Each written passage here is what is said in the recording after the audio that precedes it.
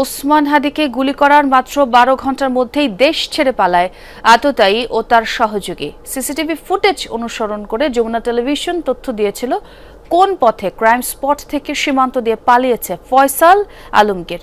এবার যমুনার অনুসন্ধানে বেরিয়ে এসেছে গুলি করার পর রাজধানীতে আততায়ীদের বেশ কয়েক ঘন্টার গতিবিধিও।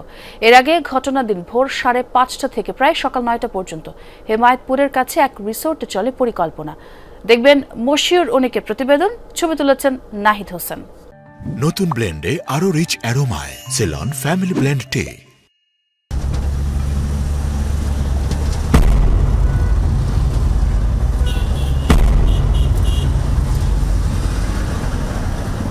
রাজধানীর বিজয়নগর বক্স কালভার্ট রোড থেকে আমিন বাজার, এরপর ময়মনসিংহ হালুয়াঘাট হয়ে ভুটিয়াপাড়া দিয়ে দেশের বাইরে।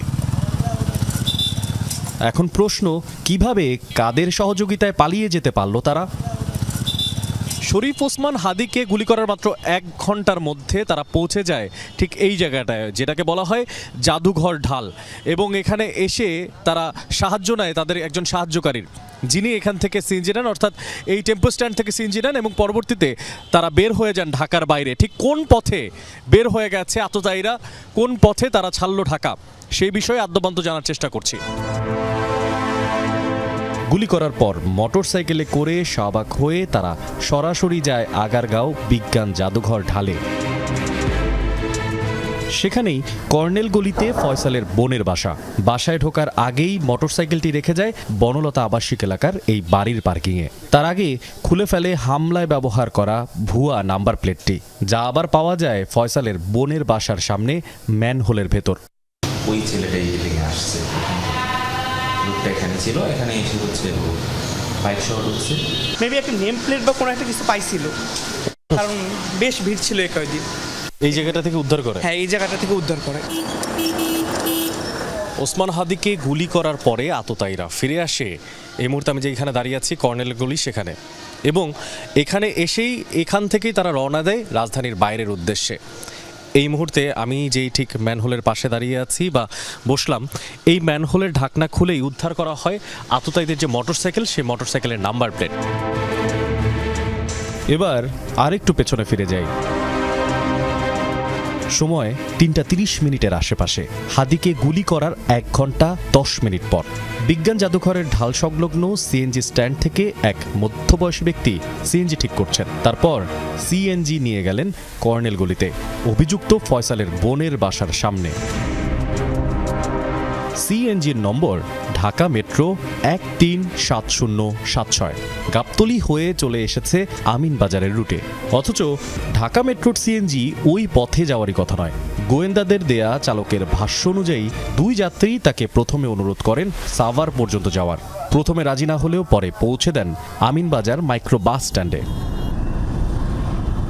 ঠিক ওই পথ অনুসরণ করে টিম যমুনা। সিএনজি থেকে নেমে কি করেছিল তারা? সিএনজিওয়ালা বলছে আমি এখানে লোক নামা দিছি, নামা দিয়ে তে পুলিশের সাথে কথাবার্তা করলো, নামা দিয়ে ওরা মাস্ক পিনছে, মাস্ক পিন দেয় সিএনজিওয়ালা ঘুরে গেছে গা বলে এখানে নামছে, ওই সামনে ওই যে এখানে নামছে বলে। তদন্ত যে করছে এই জায়গায় আমরা তো দেখি নাই, সিএনজিওয়ালা বলছে এখানে নামাইছে, এখানে নামাইয়া তল দিয়ে গেছে, সিএনজি আবার তল দিয়ে গেছে। প্রথমেই পাশের একটা দোকান থেকে মাস্ক কিনে নেয় তারা।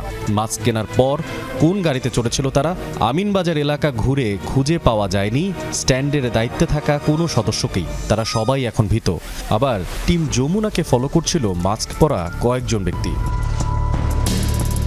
একটি মাত্র সিসি ক্যামেরা এই এলাকায়, যা দেখে অপরাধীদের প্রাইভেট কার করে পালিয়ে যাওয়া নিশ্চিত করেছে পুলিশ। বলছে এই ফুটেজ আর প্রত্যক্ষদর্শীদের বয়ানে তারা নিশ্চিত বিকেল 4:30 থেকে 5টার মধ্যে হেমায়েতপুর ধরে ময়মনসিংহের হালুয়াঘাটের দিকে চলে গেছে ফয়সাল আর আলমগীর। হেমায়েতপুর থেকে খুব দূরে নয় গ্রিন জোন রিসোর্ট। ওসমান হাদিকে হত্যা চেষ্টায় 2 আসামি সহ 4 জন হামলার দিন ভোর 5:23 থেকে সকাল 8:54 পর্যন্ত প্রায় 3.5 ঘন্টা ব্যাপী ছিল এই রিসোর্টে।